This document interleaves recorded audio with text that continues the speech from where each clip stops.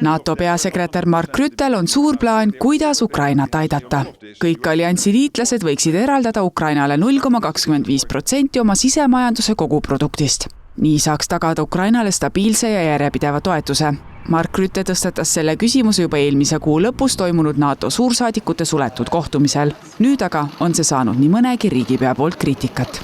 Eesti puhul tähendab see kuskil 100 kuni 120 miljonit eurot aastas ja me oleme väga õnnelikud, et Rutte on nüüd võtnud selle surve ette ka teistele NATO liikmesriikidele.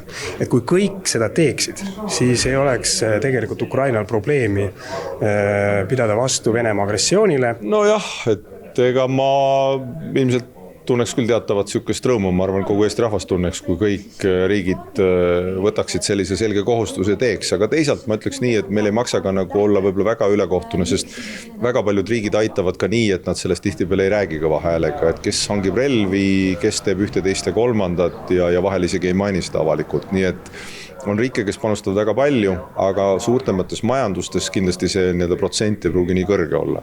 Kogu idee taga peitub soov liitlaste jaoks asja võrdsemaks teha. Praegu panustavad näiteks Põhjamaad vabatahtlikult tunduvalt rohkem kui peab. Lääne-Euroopa riigid panustavad vastavalt SKP-le ning Lõuna-Euroopa panustab pigem vähem. Kui me vaatame Euroopa riike, siis tegelikult meie kanname selle põhikoormuse ja väga paljud riigid vaikselt slikerdavad mööda.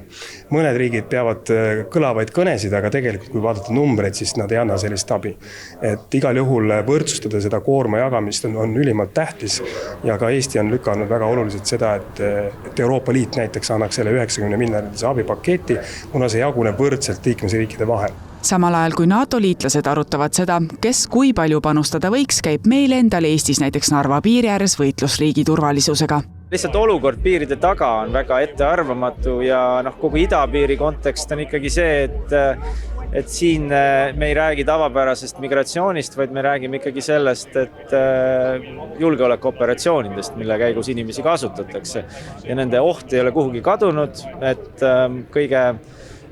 ütleme, et Vene piiril on hetkel vaikne, aga Lätil on olnud väga raske aprillikuu Valgevene piiriga. Ja siin aasta algusest on vist peaaegu 2700 sisenemise katset olnud Valgevenest Euroopa Liitu, mis on tõkestatud.